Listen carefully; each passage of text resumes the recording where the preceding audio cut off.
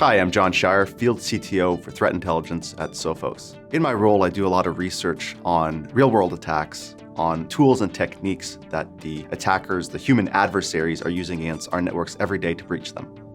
The Active Adversary Report is a study of incident response cases as investigated by the Sophos Incident Response Team, from real-world attacks against actual victims. We want to differentiate between the automated attacks that we see from lower-skilled cyber criminals out there versus the human-led attacks that we're constantly seeing from the more higher-skilled, the more organized groups out there. So an active adversary is somebody who is hands-on keyboard, who's from the outside of your organization trying to do harm. It's important to write about these active adversaries because knowing the ground truth, at a bare minimum, helps you meet the attackers where they are. So the data in the report is a collection of 60 different data points extracted from incident response investigations. Out of these data points, we do some basic counts. We also do simple calculations on time-based events. And then finally, we look at multiple categories and multiple data points to see if there are any correlations that exist within the data.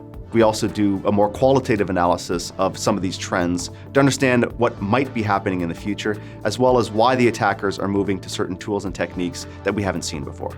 It's important to understand patterns of attacker behavior, especially if you recognize that some of these patterns identify a weakness in your security posture.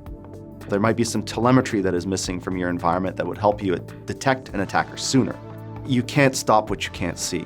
Without telemetry, you cannot make good fact-based decisions about how to protect the organization and how to keep the attackers out of your networks. We used to do one active adversary report annually. However, we found that there were different stakeholders that were reading these reports, and we wanted to address each one of them. In the first active adversary report, we were addressing business leaders to help them understand some of the major attack trends that were happening and how to fund the IT and security groups in a meaningful way to defend the organization. The second active adversary report will help tech leaders better understand how to deploy those resources, whether it's human resources or the tools that they are using for their defense. The third installment of the active adversary report will focus on threat hunters. Threat hunters care about actual tools and techniques that are being used. They care about indicators of compromise and indicators of attack. They care about attacker playbooks. They care about timelines. The goal of this report will be to provide threat hunters with actionable intelligence that they can use in their daily work to provide better protection for their organization. The priorities of all of the audiences that these reports are tailored to overlap in one very important way, and that is to protect the organization. The data in these reports allows organizations to better manage costs, better deploy resources, and work more effectively at protecting the organization.